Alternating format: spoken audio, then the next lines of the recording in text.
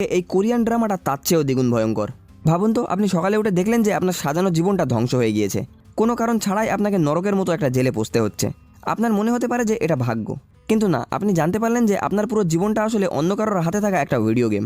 হ্যাঁ বন্ধুরা, এটা হলো 2025 সালের সবচেয়ে ভয়ঙ্কর revenge thriller drama the manipulated. এই গল্পটা শোনার পরে আপনি নিজের ছায়াকেও বিশ্বাস করতে ভয় পাবেন। আসলে এইসব শুরু হওয়ার আগে আমাদের হিরো, যার নাম পার্ক টাং, সে ছিল একজন দয়ালু আর ভালো মনের মানুষ। জীবিকার জন্য সে দিনরাত কঠোর পরিশ্রম করত। প্রায় বিশ্রাম ছাড়াই সে বাইকে করে অনলাইন ফুড ডেলিভারির কাজ করত।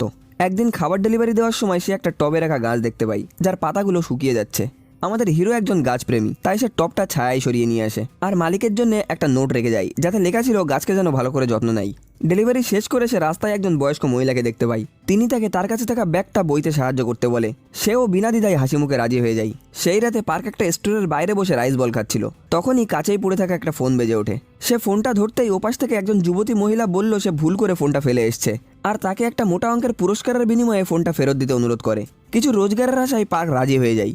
নির্দিষ্ট জায়গায়, অর্থাৎ একটা নির্জন সুড়ঙ্গে পৌঁছানোর পর মহিলাটা আবার তাকে ফোন করে, বলে সে একজন ছেলেকে তার বাড়িতে আনতে একটু অস্বস্তি বোধ করছে, তাই সে সুড়ঙ্গের ভিতরে একটা ফোন বুথে ফোনটা রেখে যেতে বলে। পার্ক তার নির্দেশ অনুযায়ী ফোনটা সেখানেই রাখে আর পুরস্কারের টাকাটা নিয়ে চলে যায়। সে জানতো না যে এই রাতটাই তার জীবনের সবচেয়ে বড় দুঃস্বপ্ন হতে চলেছে। কয়েকদিন পর এক বৃষ্টির দিনে পার্ক তার গাছগুলোকে ভেতরে সরাচ্ছিল। তখনই দরজায় হঠাৎ করে কড়া নাড়ার শব্দ হয়। সে হতবাক হয়ে দেখে যে পুলিশ এসছে। তারা তাকে যৌন হেনস্থা আর খুনের অভিযোগে গ্রেপ্তার করে। সংবাদের মাধ্যমে জানা গেল যে একটা যুবতী মেয়েকে খুন করে টুকরো টুকরো করা হয়েছে আর পুলিশ পার্ককে সেই খুনের সন্দেহজনক হিসেবে চিহ্নিত করেছে। সে বারবার বলে আমি নির্দোষ, কিন্তু পুলিশ তার কোনো কথাই শোনে না। খুব তাড়াতাড়ি পার্কের গার্লফ্রেন্ড আর তার বন্ধুরা সবাই এই গ্রেপ্তার হওয়ার খবরটা জানতে পারে। তার বন্ধুরা দেখা করতে এসে জানায় যে তার এই ব্যক্তিগত তথ্যটা অনলাইনে ভাইরাল হয়ে গেছে। এরই সাথে তারা তাকে ভেঙে পড়তে মানা করে আর আশ্বাস দেয় যে বাইরে থেকে তারা তাকে সাহায্য করার জন্য সব রকম চেষ্টা করবে। কিছুক্ষণ পর তার গার্লফ্রেন্ডও দেখা করতে আসে। তার সামনে পার্ক চিৎকার করে বলতে লাগলো যে সে নির্দোষ, সে কোনো খুন করেনি। তার গার্লফ্রেন্ডেরও তার উপরে পুরো বিশ্বাস ছিল। সে বলে যে তাকে জেল থেকে বের করার সব চেষ্টা সে করবে। সে একজন উকিলও ঠিক করে। উকিল বলল এখন সবচেয়ে আগে যেটা দরকার সেটা হলো পার্কের অ্যানিবাই খুঁজে বের করা, অর্থাৎ সে অপরাধ হওয়ার সময় কোথায় ছিল তার প্রমাণ। পার্কের গার্লফ্রেন্ড আর বন্ধুরা সিদ্ধান্ত নিল যে পার্ক যেহেতু একজন ডেলিভারি রাইডার, তাই তার কাছে প্রত্যেকটা ডেলিভারির রেকর্ড আছে। এই রেকর্ডগুলো খুঁজে বের করতে পারলেই প্রমাণ করা যাবে যে এই অপরাধটা সে করেনি। তারা সেটাই করলো। মামলার শুনানির সময় উকিল সেই প্রমাণগুলোই আদালতে প্রকাশ করলো। শুরুতে পার্কের আইনজীবীর প্রমাণগুলো ভারী ছিল। তারা দেখলো যে ডেলিভারির সূচি অনুযায়ী কাজের মধ্যে খুনের মতো গুরুতর কাজ করার সময় পার্কের হাতে ছিল না। কিন্তু সরকারি উকিলটা খুব দ্রুতই পরিস্থিতি পাল্টে দিল। তারা পার্কের জিপিএস লোকেশন দেখিয়ে অনেক প্রশ্ন তুলে ধরে। প্রথমত, সে অনেকবার সেই নিহত মেয়ের পাড়ায় ডেলিভারি দিতে গিয়েছিল আর ডেলিভারি দেওয়ার সময় স্বাভাবিকের চেয়েও বেশি সময় নিয়েছিল কেন। পার্ক কারণ হিসেবে সেই টবে রাখা গাছটাকে ছায়ায় সরানোর কথা বলল। দ্বিতীয় প্রশ্ন ছিল যে ডেলিভারি শেষে সে সুটকেসটা নিয়ে কেন ঘোরাঘুরি করছিল। পার্ক বলল একটা বৃদ্ধ মহিলাকে সাহায্য করার জন্য সে এটা বইছিল। প্রসিকিউটর তখন আসল মোড় নিয়ে আসে। খুনের জায়গাতেও ঠিক এই একই সুটকেস পাওয়া গেছে। ফরেন্সিক রিপোর্ট দ্বারা এটাও নিশ্চিত হলো যে লাশকে এই সুটকেস দিয়েই সরানোর কাজ করা হয়েছে। এছাড়াও সিসিটিভি ফুটেজে দেখা গেল যে পার্কের কাছে খুন হওয়া মেয়েটার ফোন ছিল আর সে যেখানে ফোনটা রেখে এসেছিল সেখান থেকে লাশ ফেলার জায়গাটা কয়েক মিটার দূরেই ছিল। সবচেয়ে বড় আর জরুরি প্রমাণ ছিল নিহতের শরীরের নিচের অংশে যে পুরুষের দেহের তরল পাওয়া গেছে, ফরেন্সিক পরীক্ষায় তা পুরোপুরি পার্কের নমুনার সাথে মিলে গিয়েছে। পার্ক দিশেহারা হয়ে নিজের নির্দোষ হওয়ার কথাটা চিৎকার করে বলতে লাগলো। তখনই প্রসিকিউটর তার শেষ ভরসাটুকু কেড়ে নিল। তারা দেখালো যে বিল্ডিংয়ের কথা পার্ক বারবার বলছিল সেখানে না কোনো টব ছিল না কোনো গাছ রাখা ছিল। সেখানেই পার্ক হতাশায় ভেঙে পড়ে আর অসহায়ের মতো নিরুপায় হয়ে পড়ে। অন্যদিকে তার উকিল আগেই আশা ছেড়ে দিয়েছিল। পরের দিন তার গার্লফ্রেন্ড তার সঙ্গে দেখা করতে আসে।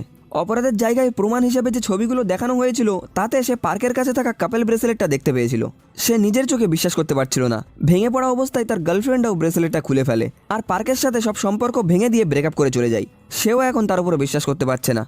কয়েকদিন পর পার্ককে আজীবন কারাদণ্ড দেওয়া হলো আর তাকে জেলে পাঠিয়ে দেওয়া হলো। জেলে আসার পর একজন সহানুভূতি সরকারি উকিল, যার নাম লয়ার কিং, তার সাথে দেখা করতে আসে। তিনি বলেন যে তার মনে হচ্ছে সরকারি পক্ষের তদন্তে কিছু গন্ডগোল আছে, তাই তিনি পার্ককে সাহায্য করতে চাই। হতাশাগ্রস্ত পার্ক তাকে যেন শেষ ভরসা ভাবলো আর তাকে একটা গুরুত্বপূর্ণ তথ্যও জানালো। সে বলল প্রমাণ হিসেবে ছবিতে যে ব্রেসলেটটা দেখানো হয়েছে সেটা তার আসল ব্রেসলেট না। তার আসল ব্রেসলেটটা খাবার ডেলিভারি দিতে বেরোনোর আগেই তার ছোট ভাইয়ের ডরমেটরিতে পড়ে গিয়েছিল। লয়ার কিং এই গুরুত্বপূর্ণ কথাটা নোট করে নিল আর বলল যে এই সূত্রটা মামলার মোড় ঘোরানোর জন্য একটা নতুন পথ খুলে দেবে। সে পার্ককে এটাও বলল যে সে যেন আপাতত এই ব্যাপারটা কাউকে না বলে। জেলে কয়েদিদের একটানা বুলিং সহ্য করতে করতে সে ভেঙে পড়েছিল। এখন লয়ার কিংই ছিল তার কাছে একমাত্র ভরসা। তবে লয়ার কিং কোনো আশার খবর নিয়ে এলো না, বরং তিনি পার্কের জন্য সবচেয়ে ভয়ঙ্কর খবর নিয়ে এলো। তার ছোট ভাই আত্মহত্যা করেছে। লয়ার কিং জানালো যে তিনি যখন ডরমেটরিতে পৌঁছয় তার আগেই তার ভাই আত্মহত্যা করেছিল আর একটা চিরকুট রেখে গিয়েছিল।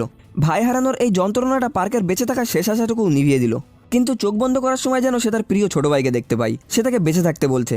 সে সব কিছু এড়িয়ে গিয়ে আরও দুবার চেষ্টা করে, কিন্তু ব্যর্থ হয়। এখন সে শুধুমাত্র একটা জীবন্ত লাশ হয়ে বেঁচে আছে। জীবনের প্রতি সব বিশ্বাস হারিয়ে ফেলেছে। এখন সে তার বন্ধুদের সাথেও দেখা করতে অস্বীকার করে।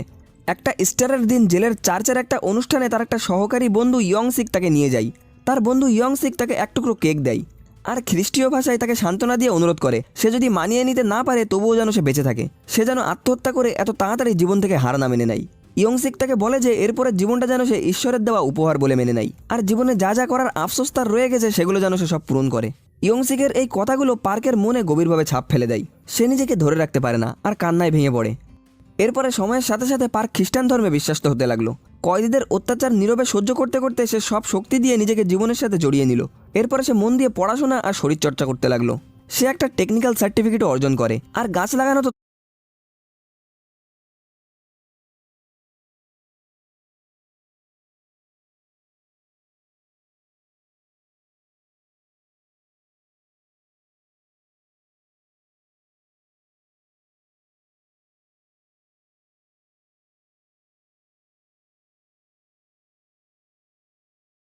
আরো শক্ত আর টাফ হয়ে উঠল। সে যে চারা গাছগুলো যত্ন নিত তা এখন দেখতে দেখতে একটা নার্সারিতে পরিণত হয়েছে। জেলের গার্ডরাও তাকে গাছের বিশেষজ্ঞ মনে করতে শুরু করে। পার্ক এত বছর টিকে থাকতে পারলো শুধু তার বন্ধু ইয়ংসিকের জন্যে, যিনি নিয়মিত তাকে দেখভাল করতেন। আজকের দিনে ইয়ংসিককে জেল থেকে ছাড়া পাওয়ার কথা। একমাত্র বন্ধুকে বিদায় জানানোর সময় পার্ক গভীরভাবে শূন্যতা অনুভব করে। সে মাথা নত করে শ্রদ্ধা জানায় আর এত বছর ধরে তার যত্ন নেওয়ার জন্য মন থেকে তাকে ধন্যবাদ জানায়। ইয়ংসিক চলে যাওয়ার পরে পার্ক চার্চের নতুন একেলেয়ার হয়ে ওঠে। কিন্তু একদিন একটা নতুন কয়েদির স্বীকারোক্তি তার সামনে একটা ভয়ঙ্কর সত্যি প্রকাশ করে। পার্ক সেই নতুন যুবককে সাহস দিতে তার বন্ধুর মতোই তাকে একটা বাইবেল দেয়। যুবকটা তখন পার্ককে জানালো যে তাকে মিথ্যা অপরাধে ফাঁসানো হয়েছে আর তারও সাজা হয়েছে পার্কের মতোই একটা ফোন তুলে নেওয়ার মাধ্যমে। এরপরে যুবকটা একটা সরকারি উকিলের কথা বলে। দেখা গেল সে আর কেউ নয়, স্বয়ং সেই লয়ার কিং। সবচেয়ে ভয়ঙ্কর মিল ছিল যে পার্কের ভাইয়ের মতো লয়ার কিংয়ের সঙ্গে দেখা হওয়ার পরে এই যুবকটার মাও রহস্যজনকভাবে আত্মহত্যা করেছে। যুবকটা কিছু মতেই মানতে পারছিল না যে তার মা এমন একটা কাজ করতে পারে। এই ঘটনাটা শুনে পার্ক গভীরভাবে কেঁপে ওঠে। যুবকটার ফাঁসানোর প্রতিটা বিবরণ হুবহু তার নিজের সাথে ঘটে যাওয়া ঘটনার সাথে মিল খাচ্ছে। এখানেই প্রমাণ হয় বন্ধুরা যে পার্কের ক্ষেত্রে যা ঘটেছে সেটা শুধু একটা কাকতালীয় ব্যাপার ছিল না। এরপরে সে নিজের মামলাটা নতুন করে খতিয়ে দেখতে শুরু করে। এর ঠিক পরের দিনই যে যুবকটা তার কাছে সমস্যার কথা বলতে এসেছিল সে জেলের ভিতরে আত্মহত্যা করে। এই ঘটনায় পার্ক নিশ্চিত হয় যে তার আর এই যুবকটার মিথ্যে অভিযোগে ফাঁসানোর পেছনে কেউ তো আছে, তাদেরকে কেউ ম্যানিপুলেট করছে। এইসব চিন্তাভাবনা নিয়ে সে মিথ্যে বলে লয়ার কিংয়ের সঙ্গে দেখা করে। বলে যে তার কিছু জরুরি কথা মনে পড়েছে, সে তার সাথে বলতে চাই। সামনাসামনি আসার পরে পার্ক লয়ার কিংকে উস্কে দেওয়ার জন্য সামনাসামনি বলল যে এই দুটো মামলার মিল সে কোনোভাবেই মেনে নিতে পারছে না, যেমনটা আশা করা যায়। এই কথাটা শোনার পরেই লয়ার কিং তার আসল রূপ দেখায়। একটা ভয়ঙ্কর হাসি হেসে সে স্বীকার করল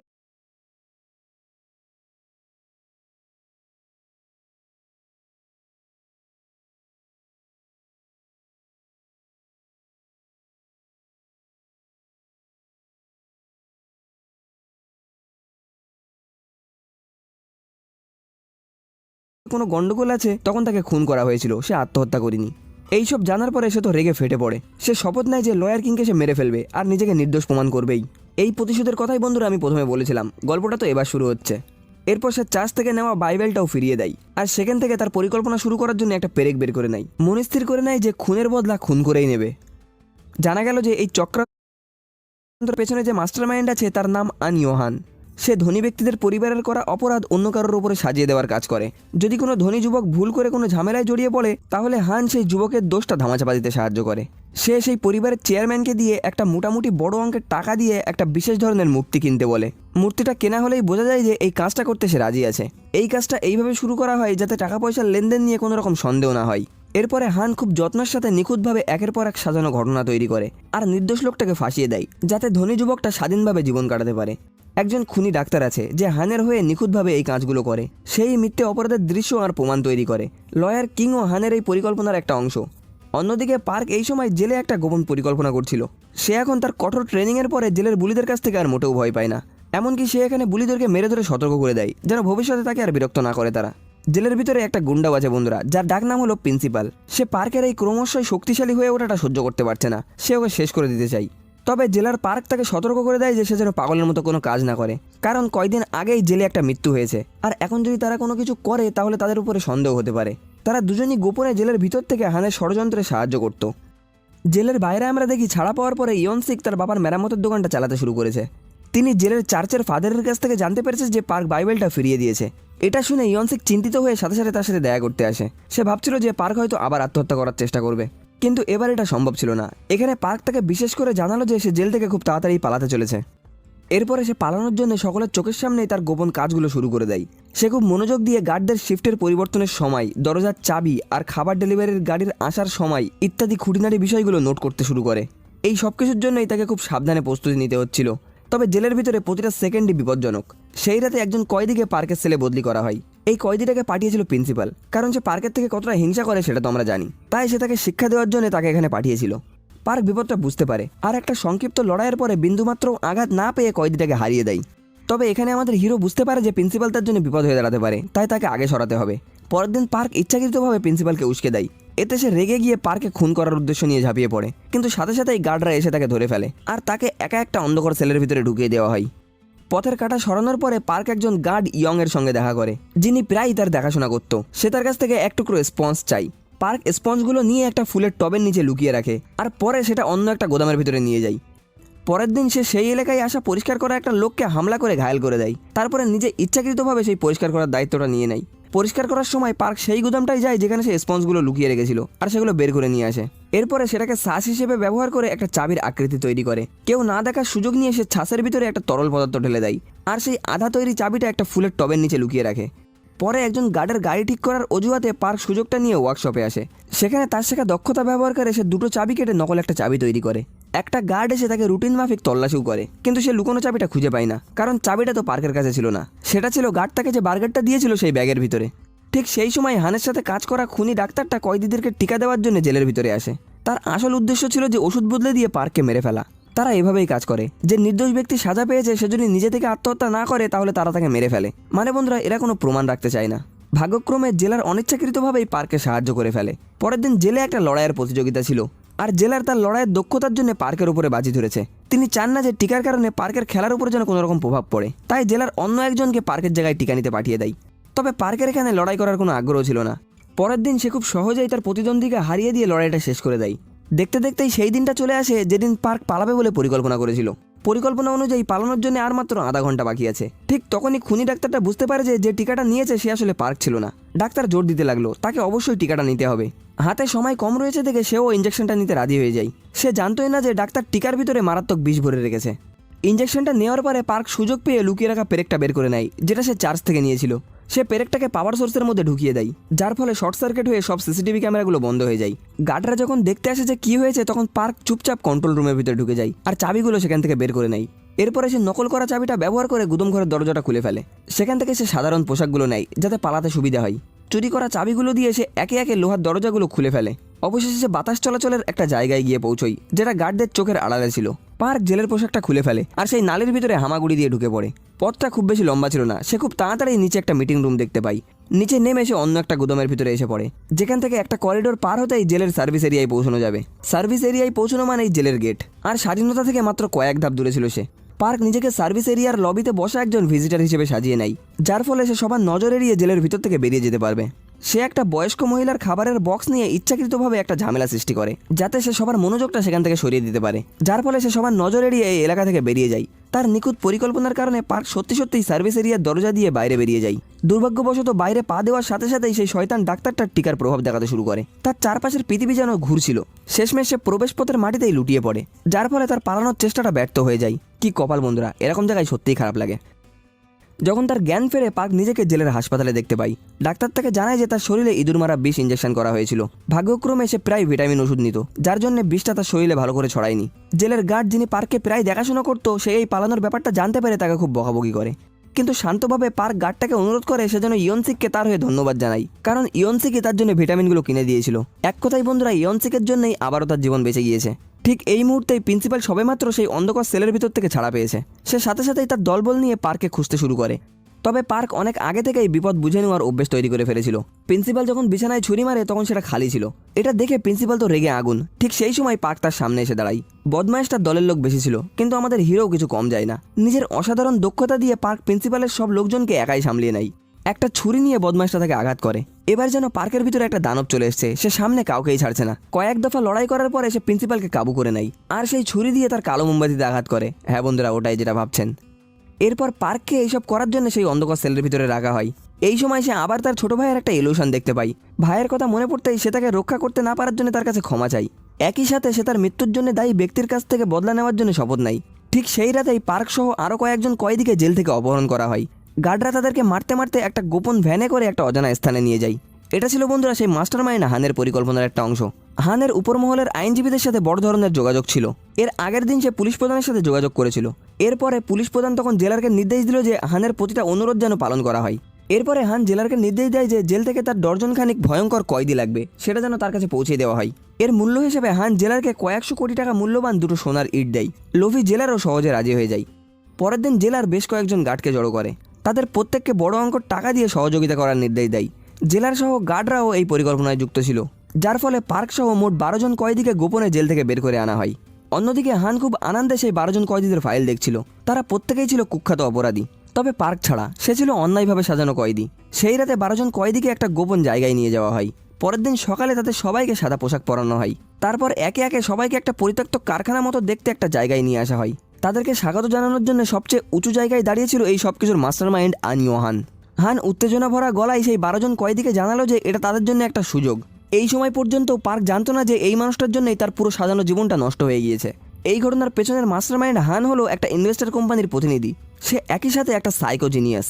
হান একবার একটা খুনি ডাক্তারকে নির্দেশ দিয়েছিল যে একটা মানুষের আঙুল সহ হাত কেটে ফেলতে, যাতে সাইকোটা সেই আঙুলগুলো একটা নকল স্কেলিটনের ভিতরে সাজিয়ে রাখতে পারে, শুধুমাত্র এই কারণে যাতে যেন সেটা সুন্দর দেখায়। মানে পাগলামির একটা লিমিট থাকে বন্ধুরা। যাই হোক, হান একটা বিশেষ ধরনের সিকিউরিটি কোম্পানি চালাতো। এই সংস্থাটা ধনী ছেলেপেলেদের খুনের ঘটনা ধামাচাপা দিতে আর বলির পাটা খুঁজতে সাহায্য করত। বন্ধুরা, এখানেই এই গল্পটার একটা বড় রহস্য খুলতে চলেছে। 5 বছর আগে একজন বড় আইনকর্তার ছেলে রেপ আর মার্ডার করেছিল, আর হান সেই কাজটার দায়িত্ব নিয়েছিল। সে তার লোকজনকে অপরাধের জায়গায় পাঠায়। তারপরে মডার্ন টেকনোলজি ব্যবহার করে সেই জায়গাটার একটা হাইলি ডিজাইনড 3D মডেল তৈরি করে। এতে সে কয়েক কিলোমিটার দূর থেকেও পরিষ্কারভাবে রক্তের প্রতিটা ফোঁটা আর আঙুলের ছাপ দেখতে পায়। অপরাধের জায়গাটা ভালোভাবে গবেষণা করার পরে হান সারা দেশ জুড়ে ছড়িয়ে থাকা তার নজরদারি ক্যামেরা নেটওয়ার্ক ব্যবহার করে। সেই সময় যারা ওই জায়গার কাছাকাছি এসেছিল এমন একটা দুর্ভাগ্য ব্যক্তিকে সে খুঁজে বের করে। ডেলিভারি ড্রাইভার পার্ক, মানে আমাদের হিরো, ঠিক সেই সময়ই সেখানে ছিল। বলির পাঠা এবার বেছে নেওয়া হলো। এরপরে হান তার লোকজনদেরকে পার্কের পিছনে লাগিয়ে দেয়। তারা পার্কের ব্যক্তিগত সম্পর্ক, পছন্দ অপছন্দ ইত্যাদি তথ্য সংগ্রহ করার জন্য তার উপর নজর রাখতে শুরু করে। এরপরে একটা বিশেষ সাফাই দল পার্কের বাড়িতে প্রবেশ করে। তারা তার আঙুলের ছাপ আর অন্যান্য প্রয়োজনীয় সব প্রমাণ সংগ্রহ করে। এরপরে সেই সাফাই দলটা অপরাধ ঘটার জায়গায় গিয়ে বিভিন্ন জায়গায় পার্কের আঙুলের ছাপ আর পায়ের ছাপগুলো লাগিয়ে দেয়। তারা এমনকি পার্কের বাড়ির আবর্জনার ভিতরে ফেলে দেওয়া বীর্যটাও সংগ্রহ করে নেয়। তারা ফলো করেছিল যে এর আগের রাতে সে তার গার্লফ্রেন্ডের সঙ্গে ঘনিষ্ঠ হয়েছিল। এরপর তারা একজন ডাক্তারকে দিয়ে সেই তরল নিহত শরীরের ভিতরে ঢুকিয়ে দেয়। এমনভাবেই একটা মিথ্যে ধারণা সাজানো হয় যে পার্কই নিহতকে খুন আর ধর্ষণ করেছে। হান যখন নজরদারি ক্যামেরাতে দেখতে পায় যে পার্কের হাতের ব্রেসলেটটা সে হারিয়ে ফেলেছে, হান সাথে সাথেই ঠিক একই রকম দেখতে একটা ব্রেসলেট তৈরি করে অপরাধের জায়গায় গিয়ে সাজিয়ে দিয়ে আসে। পরে যখন উকিলের মাধ্যমে সে জানতে পারে যে তার আসল ব্রেসলেটটা তার ভাইয়ের কাছে রয়েছে, তখন সে তার খুনি ডাক্তারকে তার ভাইয়ের কাছে পাঠিয়ে দেয়। সে ডাক্তারটা নিখুঁতভাবে তার ভাইকে খুন করে আর প্রমাণটা ধ্বংস করে দেয়। পার্ককে অপরাধী সাজানোর জন্য সে খুঁটিনাটি সব ধরনের ব্যবস্থা করে ফেলেছিল। সেই বৃদ্ধ মহিলাটার লেগেজ সরানো থেকে সেই টবের গাছ সরানো পর্যন্ত সব ব্যাপারটা সাজানো ছিল। এই সব কিছু সে পার্কের ব্যক্তিগত বৈশিষ্ট্যের উপরে ভিত্তি করে খুব যত্নের সঙ্গে সাজিয়েছিল। বর্তমানে 5 বছর পরে সে শুধু এখন অন্যদেরকে ফাঁসানোর কাজ করে না, এর পাশাপাশি সে নতুন একটা কাজ শুরু করেছে। হান এখন একটা হান্টিং গেম পরিচালনা করে, যেটাতে মানুষের জীবনের কোনো দাম নেই। সেই রাতে পার্ক সহ সব কয়েদিদের একটা গোপন কারখানায় নিয়ে যাওয়া হয়। সেখানে তাদের বিব্রত করার জন্য অনেক দামি দামি খাবার রাখা ছিল। অনেক সময় ধরে তারা এমন কোনো খাবার দেখেনি, তাই সঙ্গে সঙ্গে সবাই সেটার উপরে ঝাঁপিয়ে পড়ে। খাওয়ার পর কয়েদিদেরকে নাম্বার হিসেবে চিহ্নিত করার পরে আলাদা আলাদা ডরমেটরিতে পাঠিয়ে দেওয়া হয়। পার্ক ছাড়া বেশিরভাগ সবাই আতঙ্কিত হয়ে বেডে শুয়ে পড়ে। রাত ভারী হতেই পার্ক সেখান থেকে পালানোর চেষ্টা করে। চারিদিকে গার্ডরা পাহারা দিচ্ছিল। সে খুব সাবধানে ধীরে ধীরে বাইরে বেরোনোর পথের দিকে এগোতে লাগলো, কিন্তু এত বেশি লোক পাহারায় থাকায় সে শেষমেশ ধরা পড়ে যায়। গার্ডেরা তাদের বন্দুক তার দিকে তাক করে। হানও সেই সময় গাড়ি নিয়ে সেখানেই হাজির হয়। সে সহানুভূতি দেখিয়ে তাকে কাছে ডেকে গাড়িতে উঠতে বলে আর তাকে ডরমেটরিতে ফিরে যাওয়ার প্রস্তাব দেয়। পার্ক তো গাড়িতে উঠতে রাজি হয় না, বরং তাদের কেন এখানে আনা হয়েছে সেটা জানতে চাই। এখানে হান কিছুটা ইশারা দিয়ে জানায় যে কয়েদিদেরকে খুব শীঘ্রই একটা প্রতিযোগিতায় অংশ নেওয়ার জন্য বাধ্য করা হবে। ডরমেটরিতে ফিরে আসার পরে সে দেখলো যে জেলের সেই কয়েদিটা, মানে প্রিন্সিপাল, সেখানে পার্টি করছে। প্রিন্সিপাল সেখানে আবার তাকে সতর্ক করে বলে যে সে তার থেকে প্রতিশোধ নেবেই। কিছুক্ষণের মধ্যেই কথা কাটাকাটি থেকে একটা লড়াই শুরু হয়ে যায়। পরিস্থিতিটা নিয়ন্ত্রণে আনার জন্য শেষমেশ গার্ডদেরকে হাওয়ায় গুলি চালাতে হয়। গুলির শব্দ শুনে পার্ক বাধ্য হয়ে তাকে ছেড়ে দেয়। পরের দিন সকালে জোরালো এক ঘোষণায় কয়েদিদের ঘুম ভেঙে যায়, যা একটা নতুন আর বিপজ্জনক দিনের শুরুর নির্দেশ ছিল। হানের দেওয়া সাদা পোশাক পরে তারা কারখানার খোলা জায়গায় এসে জড়ো হয়। সবচেয়ে উঁচু জায়গায় দাঁড়িয়ে হান ঘোষণা করে যে এটা একটা রেসিং ট্র্যাক, আর কয়েদিদেরকে কোনো নিয়ম ছাড়াই এলোমেলোভাবে বরাদ্দ করা গাড়ি নিয়ে রেস করতে হবে। এখানে সবচেয়ে ভয়ঙ্কর বিষয় ছিল যে রেসটা হবে কোনো নিয়ম ছাড়া, যে যা খুশি ইচ্ছামতো কাজ করতে পারে। একজন কয়েদি হানের এই অমানবিকতা দেখে অংশ নিতে অস্বীকার করে। কথা শেষ হওয়ার আগেই হান তাকে গুলি করে সেখানে শেষ করে দেয়। এতে সবাই একটু আতঙ্কিত হয়ে যায়। এরপর তার লোকজনরা একটা ট্র্যাক নিয়ে আসে। হান জানায় যে ভিতরে নগদ 5 বিলিয়ন ইয়ন আছে, রেসে যে জিতবে পুরস্কারটা তার। এরপরে কয়েদিদের ইউনিফর্মের লেখা নাম্বার অনুযায়ী সেখানে থাকা গাড়ি নিয়ে নিতে বলা হয়। হান প্রত্যেককে ব্যক্তিগতভাবে তার সাথে দেখা করার সুযোগ দেয়, যেখানে তারা কোনো প্রশ্ন থাকলে তার কাছে জিজ্ঞেস করতে পারবে। সেখানে দুজন দর্শকও ছিল, তাদের মধ্যে একজন ছিল মিস্টার বেক। এ হলো সেই আইনজীবীর ছেলে যে 5 বছর আগে সেই খুন আর ধর্ষণটা করেছিল। হান তাকে বোঝায় যে এই রেসটা হলো আসলে একটা কুকুরের লড়াই। সে চেয়েছিল যে মিস্টার বেক ফাঁদে পড়া পশুদের এই খেলাটা যেন নিজের চোখেই দেখে। এরপরে সে পরিকল্পনা করেছিল যে এই প্রতিযোগিতাকে সে আন্ডারগ্রাউন্ড ব্যবসা হিসেবে পরিচালনা করবে, যাতে ধনী ব্যক্তিরা যারা জুয়া খেলতে পছন্দ করে তারা এতে টাকা লাগাতে পারে। এরপরে কয়েদিরা তাদের গাড়ি নেওয়ার জন্য নাম্বার অনুযায়ী কারখানার দরজার সামনে গিয়ে পৌঁছে যায়। যেহেতু এই খেলায় কোনো নিয়ম ছিল না, তাই প্রত্যেককে একেবারে ভিন্ন মডেল ও ভিন্ন অবস্থার গাড়ি দেওয়া হয়। কেউ কেউ পেয়েছিল টপ স্পোর্ট কার, আবার কেউ ঠিক তার উল্টো পেয়েছিল। কয়েদিদের মধ্যে ট্যাটুম্যান লোকটা প্রথমে হানের সঙ্গে দেখা করার আবেদন করে। সে শ্রদ্ধার সাথে মাথা নত করে বলে যে সে একটা লম্বা সময়ের জন্য চুক্তি সই করতে চায় আর তার কাঠের পুতুল হয়ে থাকতে চায়। সেখানে প্রিন্সিপালও তার সাথে দেখা করে। সে বলে যদি সে রেসে জেতে তাহলে সে অন্য একটা পুরস্কার চাই, সে চায় পার্কের মৃত্যু। হান সেখানে মুচকে হেসে বলে যে খেলোয়াড়দের জীবন নিয়ে তার কোনো চিন্তা নেই। যদি প্রিন্সিপাল খেলার মধ্যেই পার্ককে মেরে ফেলতে পারে তবে সে শুধু দর্শক হয়ে সেটা দেখবে, কিছুই বলবে না। এরপর আমরা দেখি কোনো নিয়ম না থাকায় কয়েদিরা নিজের মধ্যেই লড়াই শুরু করে দেয়। প্রত্যেকে চেষ্টা করছিল যে সেরা গাড়িটা একে অপরের কাছ থেকে ছিনিয়ে নিতে। অন্যদিকে 10 নম্বর কয়েদিটা পার্কের কাছে এসে একটা জোট তৈরি করার চেষ্টা করে। সে গর্বের সাথে তার পাওয়া দামি স্পোর্ট কারটা তাকে দেখায়। রাতের বেলায় পার্ক সেই স্পোর্ট কারটা মেরামত আর শক্তিশালী করতে শুরু করে। ঠিক সেই মুহূর্তেই ট্যাটুম্যান আরও কয়েকজন সাথীকে নিয়ে গাড়িটা ছিনিয়ে নিতে আসে। তবে পার্ক দ্রুত গাড়িটা চালিয়ে সেখান থেকে বেরিয়ে যায়। সোজাসুজি ট্যাটুম্যানকে ধাক্কা মেরে তাকে একপাশে ফেলে দেয়। পার্কের এই সাহসিকতায় প্রিন্সিপাল আরও বেশি রেগে যায়। সেও একটা গাড়ি নিয়ে হিংস্রভাবে তার পিছু নিতে শুরু করে। তার উদ্দেশ্য ছিল যে পার্কে মেরে ফেলে তার গাড়িটা ছিনিয়ে নেওয়া। কিন্তু পার্কও কিছু কম না, সে পুরো গতিতে তার গাড়িটা নিয়ে তার দিকে চালাতে শুরু করে, যার ফলে তাদের দুজনের গাড়ির ভিতরেই একটা ধাক্কা লেগে যায়। খেলাটা নষ্ট হয়ে যেতে পারে দেখে হান তার গার্ডদেরকে কাজে নেওয়ার নির্দেশ দেয়। গার্ডরা সতর্ক করে দিয়ে আবারও একবার হাওয়ায় গুলি চালায়, যেটা প্রিন্সিপাল ও তার দলকে শেষমেশ পিছনে সরার জন্য বাধ্য করে। তবে আগের ধাক্কার কারণে 10 নম্বর কয়েদিটার স্পোর্ট কারটা বিস্ফোরণ হয়। ঠিক সেই সময় পার্ক কাকতালুয়াভাবে কাছে থাকা একটা গাড়ির র্যাম্প লক্ষ্য করে, যেটা ছিল বাইরে বেরোনোর পথ, অর্থাৎ তার স্বাধীনতার পথ। এইভাবে পার্ক আরও একবার পালানোর পরিকল্পনা শুরু করে। দ্বিতীয়বার শিকল ভেঙে পালানোর উদ্দেশ্যে সে পরের দিন হানের সাথে দেখা করার অনুরোধ করে। সেখানে পৌঁছে কথা বলার মধ্যে চালাকি করে সে চারিপাশের জায়গা ও পরিস্থিতিটা লক্ষ্য করতে শুরু করে। পালানোর জন্য উপযুক্ত কোনো রাস্তা আছে কিনা সেটা সে খুঁজতে লাগে। রেসটা পরের দিন হওয়ার কথা ছিল। সেই রাতে পার্ক জেলে থাকা 5 বছরের অর্জন করা কারিগরি অভিজ্ঞতা ব্যবহার করে নিজের গাড়িটা পুরোপুরি পাল্টিয়ে দেয়। সে মেরামত আর মডিফায়ার কাজে অত্যন্ত দক্ষ ছিল। পরের দিন কয়েদিরা সবাই নিজেদের ভিতরে রেস নিয়ে কথা বলছিল। ট্যাটুম্যান পার্কের ওপরে নিয়মিতভাবে নজর রাখছিল। জেলের ভিতরের পার্কের অতীতের পারফরম্যান্সের ভিত্তিতে ট্যাটুম্যান নিশ্চিত ছিল যে সবচেয়ে খারাপ গাড়ি চালালেও পার্কই এই রেসটা জিতবে। এই জন্যই সে আর তার সঙ্গীরা সিদ্ধান্ত নেয় যে পার্কে রাস্তা থেকে সরাতেই হবে। ঠিক এই সময়ে হান ট্যাটুম্যানের সঙ্গে যোগাযোগ করে। হান বলে যে সে তার কথা মতন তার চুক্তি অনুযায়ী তাকে কাঠপুতুল বানাতে রাজি আছে। হান আরও জানায় যে সে ট্যাটুম্যানের গাড়িতে একটা উপহার রেখেছে। আশা করছিল যে সে সেটা ব্যবহার করে রেসটাকে আরও রোমাঞ্চক করে তুলবে। রেস শুরু হওয়ার আগে কয়েদিরা একে একে তাদের গাড়ি নিয়ে রেসিং ট্র্যাকের দিকে এগোয়। শুরু করার আগে হান আবারও একবার সবাইকে বলে দেয় যে রেসে কোনো রকম নিয়ম নেই, যার মানে হলো প্রতিটা ড্রাইভার জেতার জন্য যা খুশি তাই করতে পারে। সবাই প্রস্তুত হওয়ার সাথে সাথেই সবথেকে উঁচু রুমের ভিতরে মিস্টার বেক, সে আইনজীবীর ছেলেটা আর অন্যরা বাজি ধরতে শুরু করে। মাটির সাথে টায়ারের চরম ঘর্ষণের শব্দের সাথে সাথেই জীবন মৃত্যুর এই ভয়ঙ্কর খেলাটা আনুষ্ঠানিকভাবে শুরু হয়ে যায়। মডিফিকেশনের উপরে ভরসা করে একজন কয়েদি খুব জোরালো অ্যাক্সেলেটরের উপরে চাপ দেয়, কিন্তু মাঝপথে গাড়িটা হঠাৎ আগুন ধরে বিস্ফোরিত হয়। ঘটনাস্থানে চালকও সেখানেই মারা যায়। এই দৃশ্য দেখে আইনজীবীর ছেলেটা তো হাততালি দিয়ে বলে ওঠে, চমৎকার, কি দৃশ্য এটা। তবে হানের নজর পড়ে পার্কের উপরে। আগের দিন পার্ক তার সাথে দেখা করার পর থেকেই হানের মনে হচ্ছিল যেন সে পার্ককে কোনো না কোনো জায়গায় দেখেছে। পার্কের বলা কথা মনে করতে গিয়ে হঠাৎ হানের মনে পড়লো যে পার্ক তো সেই বলির পাঠা, যাকে সে 5 বছর আগে নিজের হাতে ফাঁসিয়েছিল আর অন্যায়ভাবে জেলে পাঠিয়েছিল। এটা বোঝার পর হান আর অপেক্ষা না করে ট্যাটুম্যানকে নির্দেশ দেয় যে রেসের মধ্যেই পার্ককে মেরে ফেলতে। নির্দেশ পাওয়া মাত্রই ট্যাটুম্যানও পার্কের পিছু নিতে শুরু করে। অন্য কয়েদিরা তাকে বিপজ্জনক মনে করে তারাও তার পিছু লাগে। একসাথে ধাওয়া করার কারণে গাড়িগুলোতে মুহূর্তের মধ্যেই ধাক্কা হয়ে যায়। পার্ক সেই সুযোগে পিছু নেওয়া গাড়িগুলোকে পেছনে ফেলে রেখে এগিয়ে যায়। এই মুহূর্তে হান ড্রোন পাঠিয়ে দেখে যে পার্ক হঠাৎ করে একটা কোনায় তার গাড়িটা রেখে একটা মোটরসাইকেল নিয়ে বেরিয়ে আসছে। অসাধারণ দক্ষতা দেখিয়ে পার্ক বাইক চালিয়ে প্রিন্সিপালের মাথার উপর দিয়ে জাম্প করে।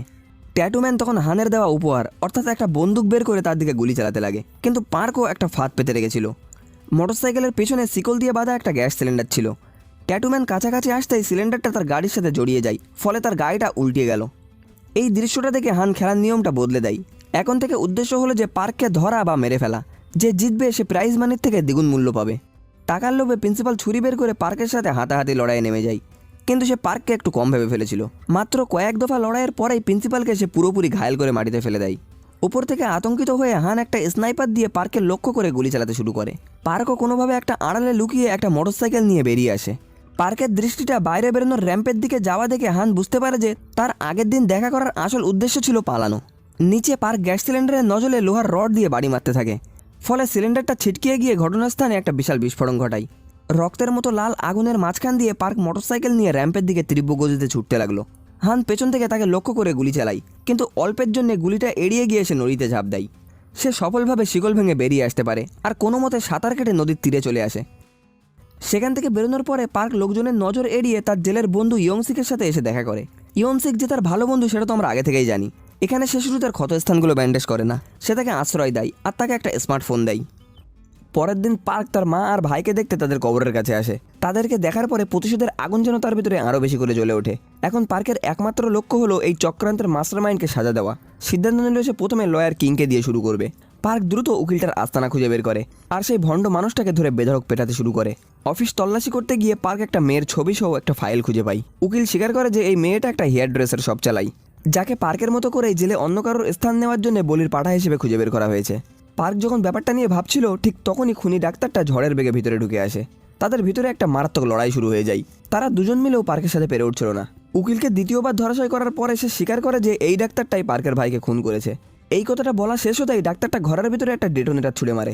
ভাগ্যক্রমে পার্ক দ্রুত মেয়েটার ফাইল হাতে নিয়ে বিস্ফোরণ হওয়ার আগেই জানলা থেকে লাফিয়ে পালিয়ে যায়। পার্কের এই সৃষ্টি করা ঘটনাটা জানার পরে হান কোনো রকম ঝুঁকি যাইছিল না, তাই সে ডাক্তারকেও খুন করে দেয়। তার কাছে ডাক্তার ছিল সির্ফ একটা খেলনা, আর খুন করা ছিল তার একটা মজার খেলা। ইয়নসিকের দোকানে ফিরে এসে ফাইলটা ভালো করে তদন্ত করে পার্ক বুঝতে পারলো যে এই ছবির মেয়েটাকেই পরবর্তী বলির ফাটা হিসেবে বাছাই করা হয়েছে। এই মুহূর্তে হান সেই মেয়েটাকে অর্থাৎ এই হেয়ার ড্রেসারের দোকানের মালিককে তারা নজরে রাখছে।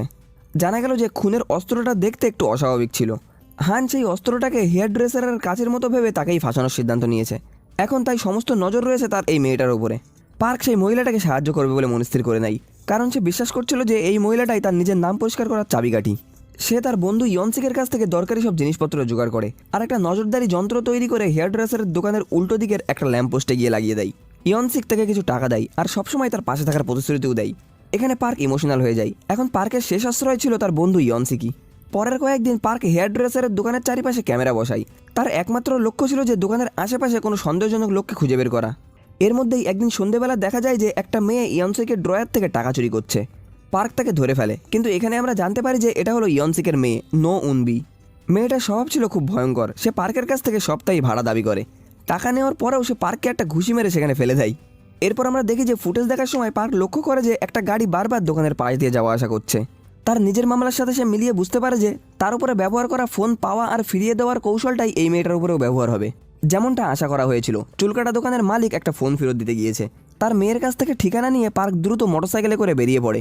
সে জানতো মহিলাটা ফোন ফেরত দেওয়ার আগেই তাকে সেখানে পৌঁছতে হবে। ভাগ্য ভালো যে মহিলাটা ফোন হাতে নিতেই পার্ক সেখানে পৌঁছে যায়। সে ঝট করে ফোনটা ছিনিয়ে নেয় আর দ্রুত গতিতে মোটরসাইকেল চালিয়ে সেখান থেকে চলে যায়, যার ফলে তার পিছু করাটা সম্ভব ছিল না। অন্যদিকে পার্কের পালিয়ে যাওয়াটা হানের জন্য হুমকি হয়ে দাঁড়িয়েছিল। তাকে খুঁজে বের করার জন্য হান অফিসার হুয়াংয়ের সঙ্গে যোগাযোগ করে। অফিসার হুয়াংয়ের উপরে ঘুষ নেওয়ার অভিযোগে তদন্ত চলছিল।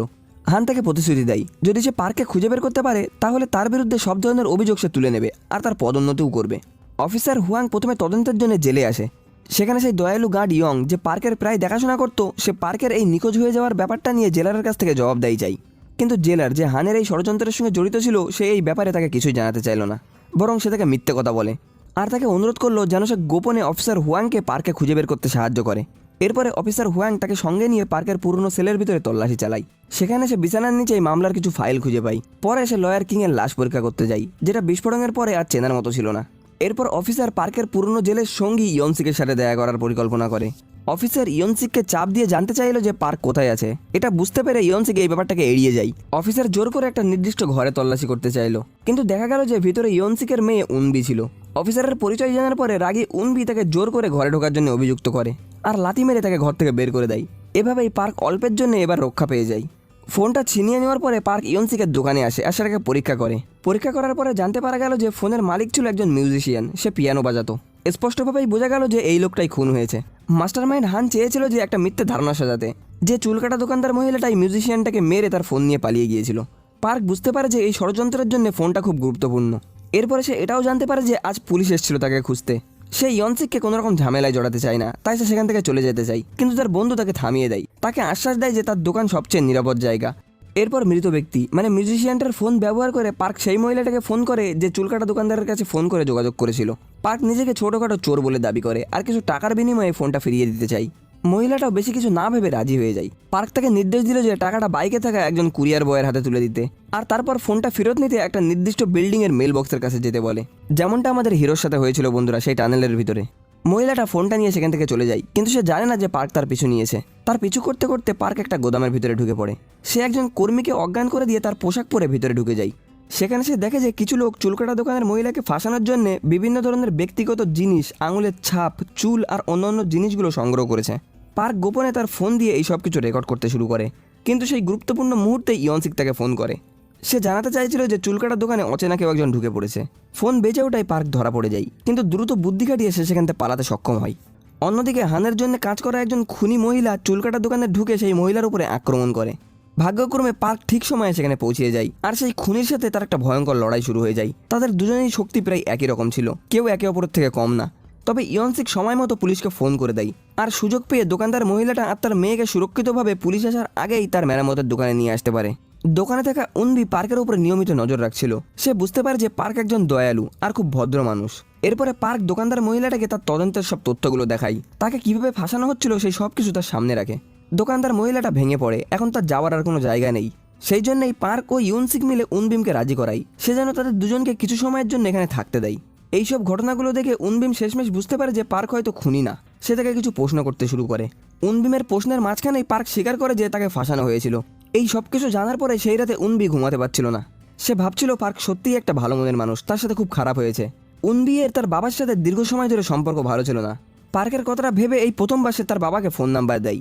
ইয়নসিকও খুব খুশি হয়ে সাথে সাথে তার মেয়ের নাম্বারটা সেভ করে নেয়।